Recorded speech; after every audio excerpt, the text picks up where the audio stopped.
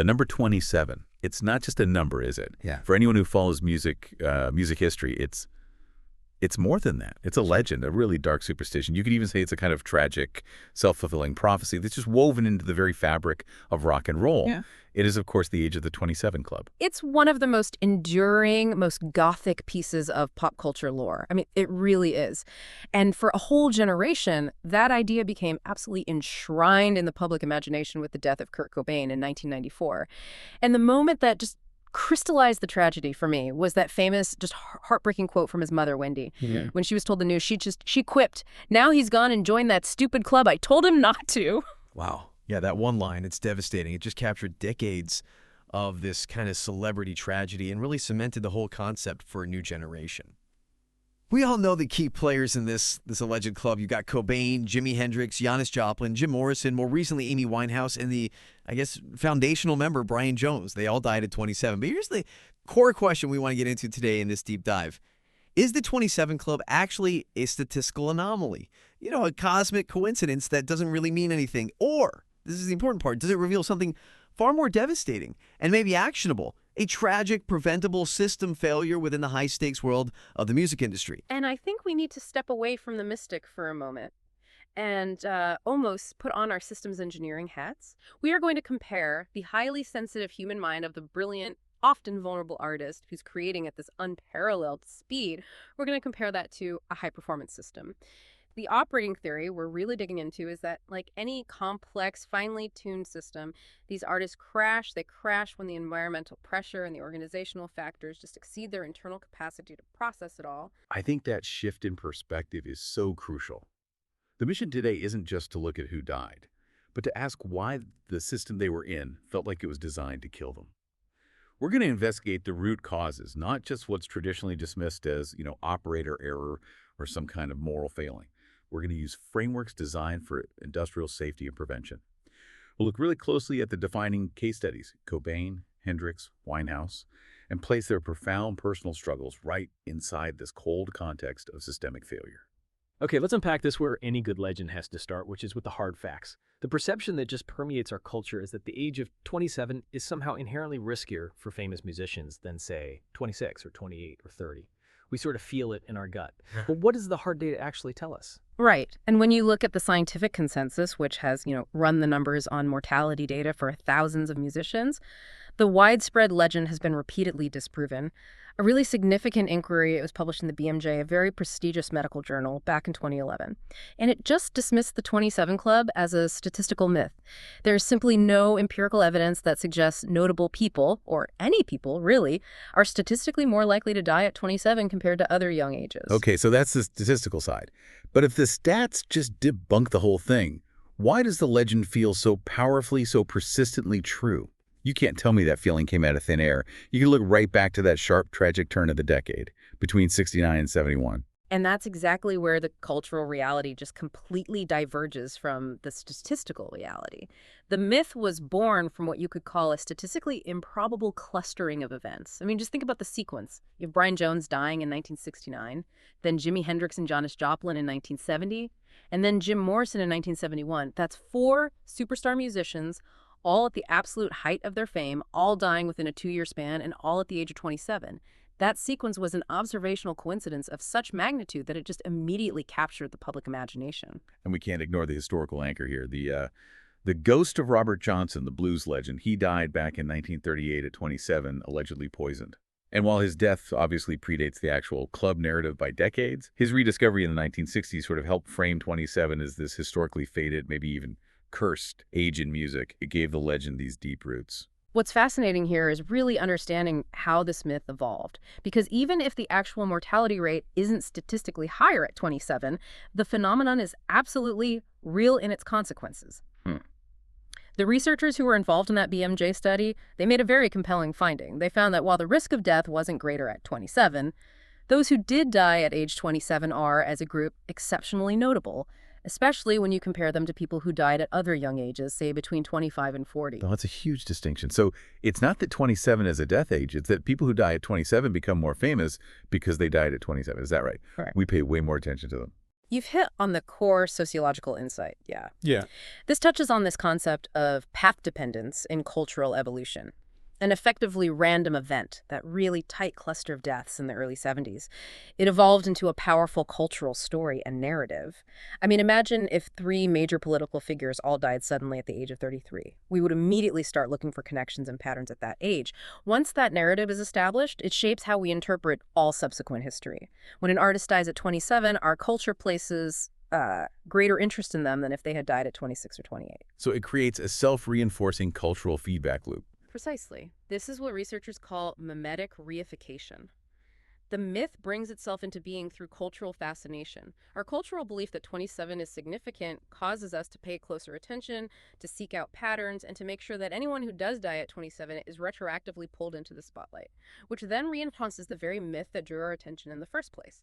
So this moves the discussion out of superstition and into sociology. We stop asking, why did the stars align at 27, and we start asking, why did society feel the need to build a monument to this specific alignment?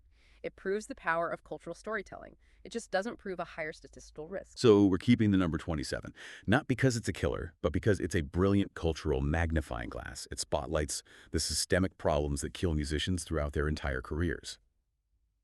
Okay, now we get to the core analytical thrust of our deep dive, the systemic analysis. We're moving from the myth to the structure. And it feels strange, maybe even a bit cold or disrespectful, to compare the death of a brilliant, sensitive artist like Amy Winehouse or Jimi Hendrix to, say, an industrial accident on an offshore oil platform. But you are arguing that the principles of failure analysis are universal when the system involves human operators. Absolutely. The goal here is objectivity, and, critically, it's prevention. We're borrowing principles directly from human factors engineering, or HFE, which is a scientific discipline that's concerned with the interactions between humans and other system elements. Its whole purpose is to optimize overall system performance. In heavy industries like maritime and offshore drilling, HFE discovered that human errors contribute to a staggering 75 to 96% of casualties. And the fundamental takeaway from that sector is that the maritime system is a people system. The music industry is equally a people system. It's highly dependent on the central operator, the artist. Okay, so if an offshore platform has a major incident, a pipeline failure, or a complex piece of machinery breaks down, it's easy to identify the what. The equipment broke. Yeah. But I understand the real difficulty in that kind of investigation is answering the why. Why did it occur? The why is invariably related to human behavior and to the layers of poor organizational or managerial decision-making that came before the incident. Think of the artists we're discussing. The visible failures, the substance abuse, the reckless self-destructive behavior, the resistance to treatment. In the HFE framework, these are merely the equivalent of unsafe acts or substandard conditions of operators. We have to see them as symptoms, not as the root causes. That reframes the entire conversation. So when we look at Kurt Cobain's long, agonizing struggle with chronic pain and depression, or Janis Joplin's profound isolation and self-medication, we're not seeing individual moral failings or just signs of a tortured genius. We're seeing the measurable symptoms of a poorly designed system. That's exactly the HFE philosophy.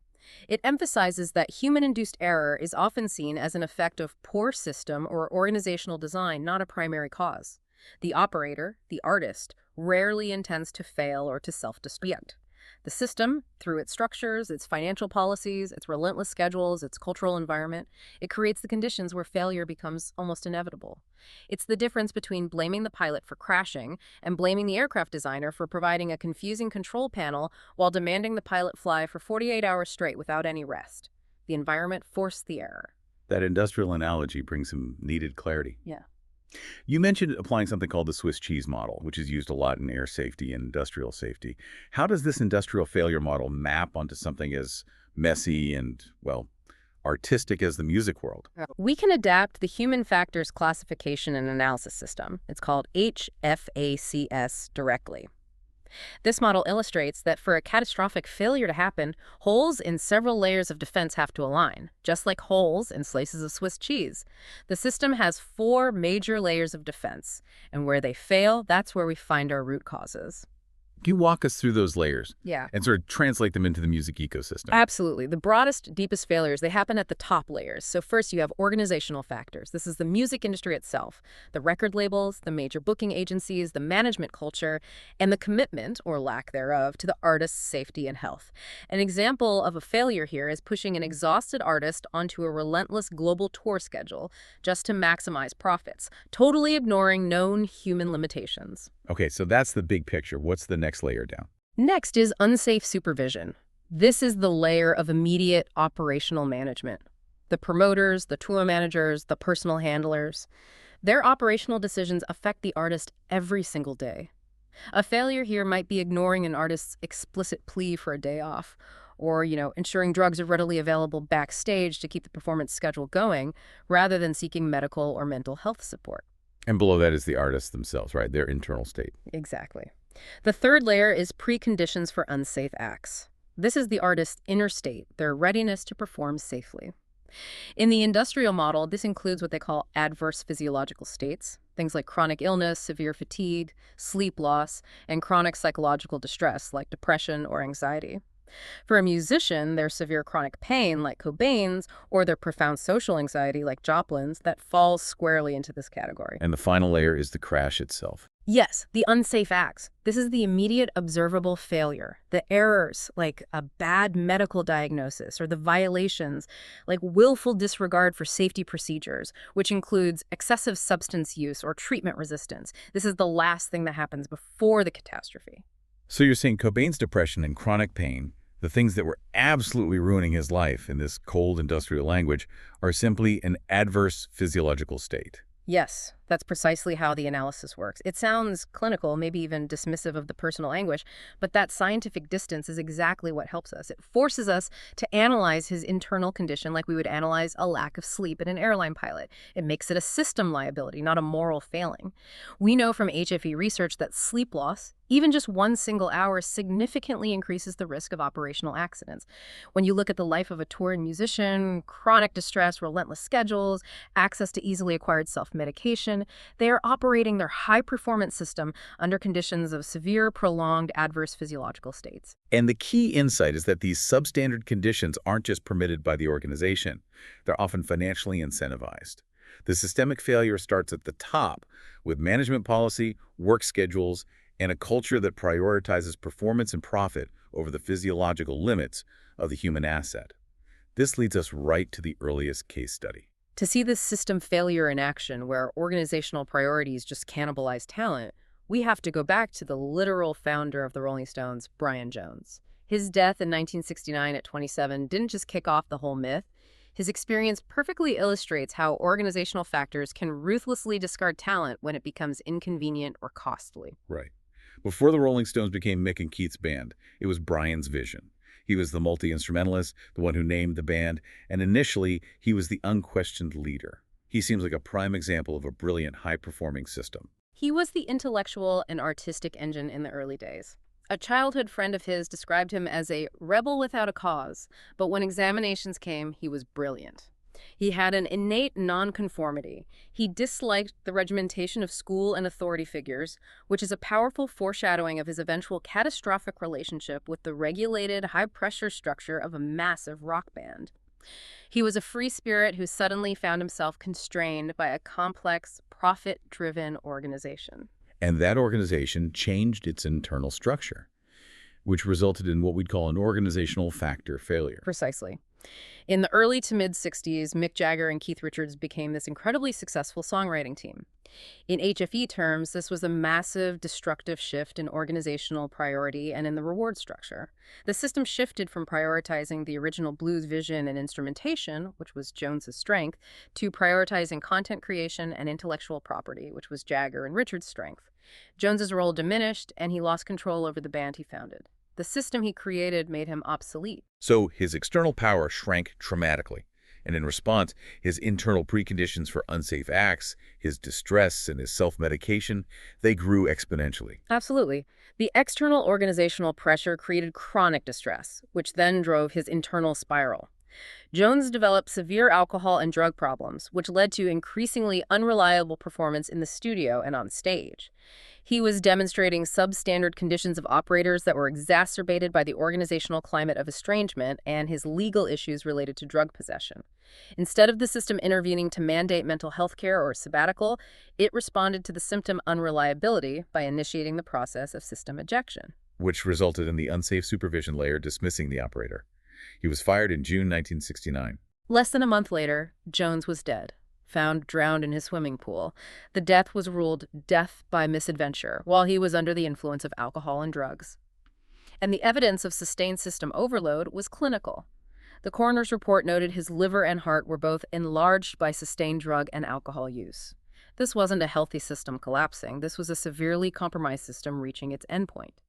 Jones was already physically compromised, an adverse physiological state which was the predictable consequence of chronic distress and estrangement within his working environment. Brian Jones's case offers a clean, tragic model for organizational failure. A system that rewards specific types of high-performance output, like lucrative songwriting, ruthlessly discards its foundational talent if that talent develops preconditions, substance abuse, health issues, that are amplified by a destructive organizational climate. The organizational factor, that shift in power and reward, was the root cause. It led to an unsafe supervision decision, firing him, which culminated in the final unsafe act. The system didn't support him, it ejected him. When we look at the post-1960s members of the 27 Club, and this includes Joplin, Cobain, and Winehouse, we see this highly consistent pattern, a pattern of psychological vulnerability being transformed into public, monetized tragedy. We can describe this using the vulnerability triad, which is a descriptive heuristic based on documented experience. 1, emotional dysregulation. 2, chronic distress. And 3, substance-mediated coping, which escalates into dependency. Let's use Janis Joplin as a crucial bridge example here between the 60s and the later decades. Her struggle was characterized by documented isolation amidst adoring crowds. That phrase alone is it's heartbreaking. Performing for thousands, getting this intense external validation, yet privately battling this crippling social anxiety that fueled her heroin use. That is the textbook illustration of the triad in action. The emotional dysregulation, her inability to process the social complexity of massive fame, and the resulting chronic distress, her isolation, led directly to self-medication, the substance-mediated coping, as the only available mechanism to handle the intensity of her high-pressure environment. She used a flawed, destructive method to maintain equilibrium in an otherwise unbearable system, and the system did nothing to provide a safe alternative. And when we fast forward to the 1990s, we get to Kurt Cobain. His situation elevates the analysis because it highlights this insidious way the industry actively turned pathology into profit. Cobain is such a powerful example of structural failure because his documented suffering, his collapse beneath his unwanted icon status, his journal entries pleading, "Help me, please," it was actively repackaged as artistic authenticity. His visible pain didn't trigger an organizational intervention to mandate care and rest. Instead, it lent credibility to grunge's anti-establishment ethos. His chronic distress, his adverse physiological state was fundamentally monetized. We have that devastating fragment from his suicide note. I don't have the passion anymore. It's better to burn out than to fade away. That phrase has become legendary, but when you view it through the lens of HFE, it's not romantic. It's the sound of a complete system overload. It's a state of burnout, defined by feeling drained, lacking motivation, and being totally overwhelmed by one's job. And this is where the music industry, functioning as a total institution, normalized this destructive pathway. The cultural narrative created what sociologists call a deviance career, a self-destructive pathway that felt inevitable to the artist because it was celebrated, financially rewarded, and expected. The system rewarded the intensity of the struggle, the burning out, and it penalized the wellness needed to sustain the artist. Let's delve deeper into this idea of the total institution. That term, it was coined by the sociologist Irving Goffman, and is usually used to describe places like prisons or monasteries or asylums, environments that control every single facet of an individual's life. How does that incredibly restrictive model map onto the life of a globally touring rock star? Goffman's definition relies on several characteristics: the erosion of personal identity, the standardization of behavior, and the separation from the outside world under a single overarching authority. For a touring musician, the industry creates this reality perfectly. Can you give us some specific examples of that erosion of self? Well, think about the tour bus. It's a literal bubble. Constant proximity to the same people managers, bandmates, constant surveillance, constant lack of privacy, and a complete loss of control over your own time and space. The organization dictates when you sleep, what you eat, where you travel, and who you interact with. Furthermore, the financial structure of the industry often means that the artist has very little control over their own money or career trajectory, especially early on. Management holds the financial keys, which creates a powerful, inescapable authority. The artist's autonomy is minimized, turning them from an independent operator into a managed asset. That sounds absolutely exhausting, even before you add in the performance demands. And this pattern, it repeated so tragically in the 2000s with Amy Winehouse, where her struggles were just amplified by a cruel, unrelenting media machine operating within this same organizational context. Winehouse's deterioration was often documented minute by minute before bewildered, confused audiences. It was a very public symptom of profound isolation in the midst of extreme fame.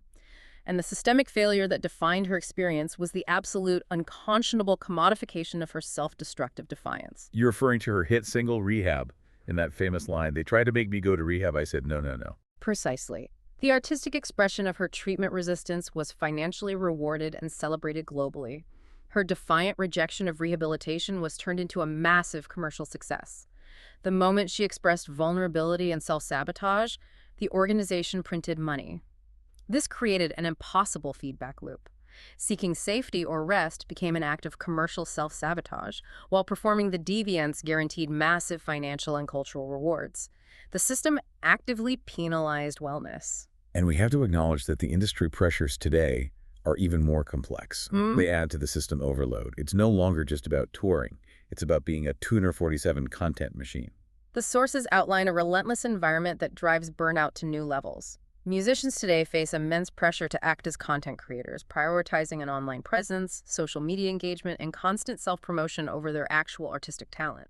The decision-makers prioritize immediate online engagement and followers over genuine artistic ability, which adds a completely new, non-artistic workload to an already exhausted system. And the practical grind of the physical world hasn't gone away either. No.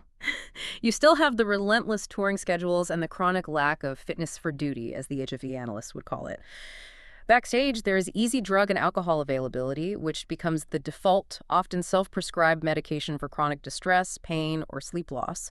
And then there's the insidious factor of contractual penalties. Many artists can't afford to say no to unreasonable schedules or demands because of job instability, financial anxiety, and the necessity of generating cash flow. This entire environment guarantees profound burnout and mental exhaustion for even the most robust operator. And if the individual does manage to seek help, the clinical systems often fail them too. Historically, yes. If the vulnerability triad is addiction, mood disorder, and trauma, the clinical response often treated them separately, ignoring their synergistic nature. I mean, take Joplin again. Her social anxiety fueled her heroin use. You cannot effectively treat the addiction without addressing the root cause of the anxiety, which was amplified by her organizational environment. The artist is trapped in this recursive system that amplifies their suffering and monetizes the resulting deviance career, and they can't find a holistic escape route, either professionally or clinically. So we've established the cycle isn't fate, it's structure and organizational pathology. But a lot of people feel like it's fated, or that 27 is some cosmically destined age. Before we conclude by focusing on actionable system reform, where does that cultural idea of inevitability come from? Let's zoom out from systems engineering to the systems of the cosmos and talk about the astrological idea that anchors this age, the Saturn return. While systems engineering provides the diagnostic framework, the cultural framework is provided by astrology. We're talking about the Saturn return, which occurs roughly between ages 27 and 29. Astrologically, it's described as a significant turning point, a time of major life crises, confrontations with reality, or profound transformation. It's often seen as the period where one's life structure, built in the first 27 years, is tested, and the limitations of previous choices become painfully clear. I really appreciate the analogy one source uses here, that Saturn is the planet of time and the ultimate DJ. It sounds a bit whimsical, but it speaks to the planet's function. It's highly instructive. Saturn is the planet of boundaries, structure, responsibility, discipline. It sets the framework and tempo for life. Think about the drummer in a band who has to keep up the tone and the tempo and is often physically located in the back, just holding it down. Saturn provides the necessary structure, but also the inevitable pressure. And when the structure collapses, the tempo goes off the rails. The Saturn Return is essentially the cosmic quarterly review where the universe asks, did you build your foundation correctly, or is the structure unsustainable? And for so many of these artists, their foundation was built on chaotic energy, Yeah. on self-medication, and the refusal of discipline, all the things that Saturn demands. Exactly. And this astrological framework also provides context for why the original members of the club clustered together in the late 60s and early 70s. We need to look at what's called the magic triangle configuration.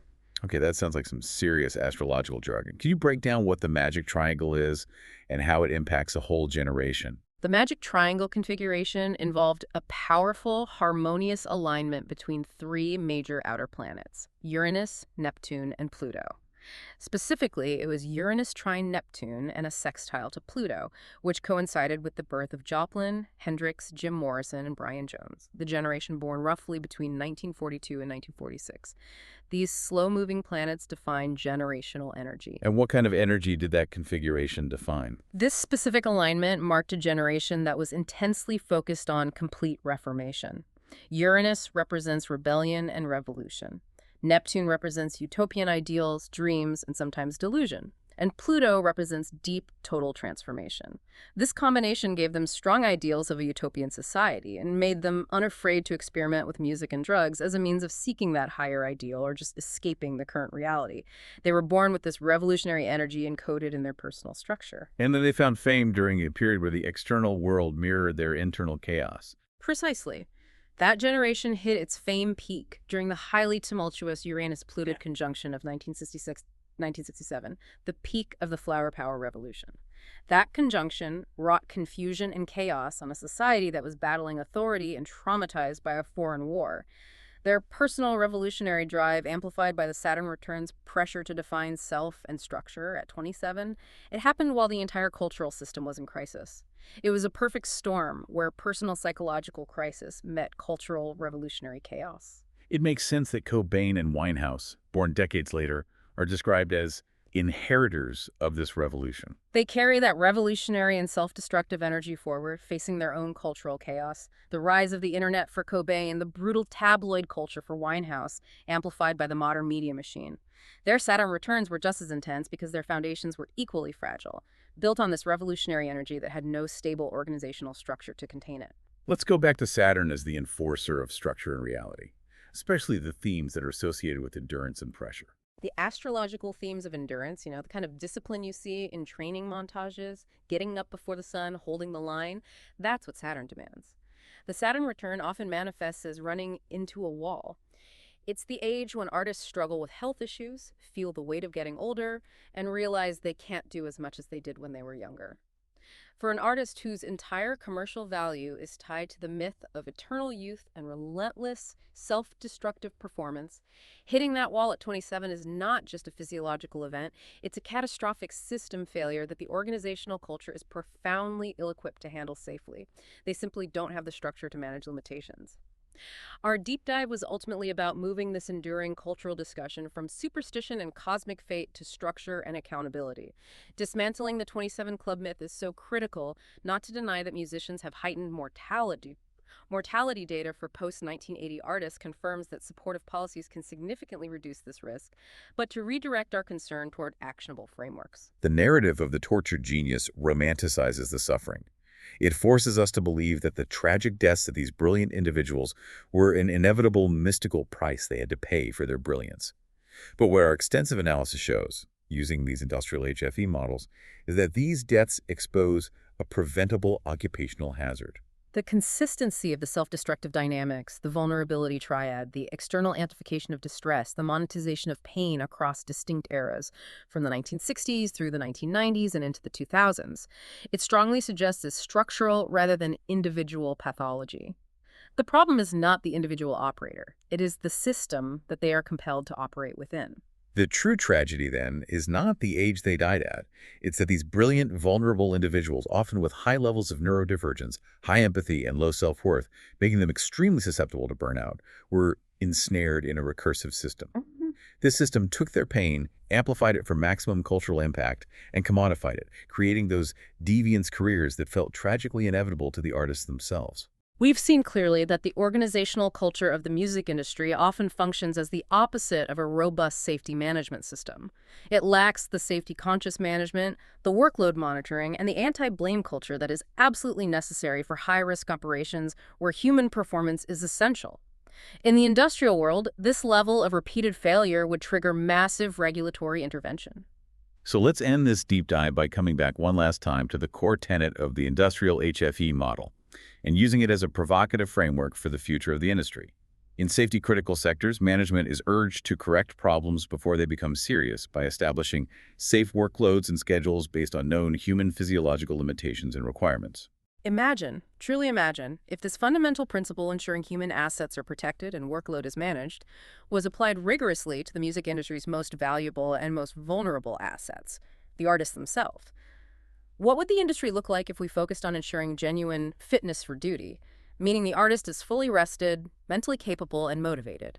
If we used rigorous workload management, if contracts included explicit anti-burnout and sabbatical protections, and if there is a true anti-blame culture where artists felt safe discussing their mental state or substance use without fear of contractual penalties or career loss. The shift from viewing Amy Winehouse's cries for help or her defiance as a lucrative hit song to viewing her cries for help as a critical system failure demanding immediate, mandated intervention, that is the difference between a tragedy and a preventable accident. It demands that we stop seeing the age 27 as fate and start seeing it as a recurring, damning marker of a fundamentally broken structure.